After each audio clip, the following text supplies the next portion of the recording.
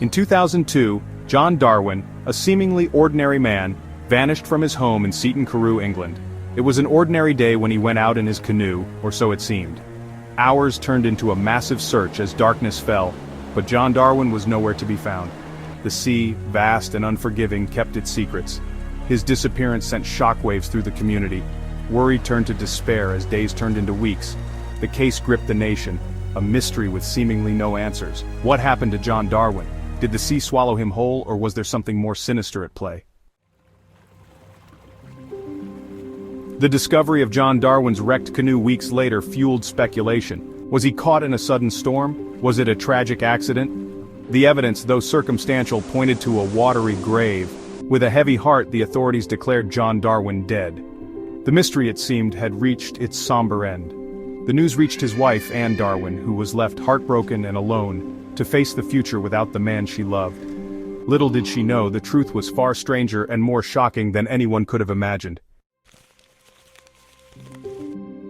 The life insurance documents meant to provide for loved ones in times of tragedy became a lifeline for Anne Darwin. With John declared dead, she became entitled to a substantial payout. It was a bittersweet victory, a financial cushion at the cost of her husband's life. She moved on, or so it seemed, carrying the weight of her supposed loss. Years passed and the memory of John Darwin began to fade. The whispers died down, replaced by a sense of acceptance. Life, as it always does, went on, but fate, it seemed, had other plans, a twist in the tale no one saw coming. 5 years later, in 2007, the impossible happened. John Darwin reappeared, very much alive, claiming to have no memory of the past years. His wife was stunned. Could this be true? Had he somehow survived the sea, his memory lost to the depths? Or was there something more sinister at play? The story sent shockwaves around the world.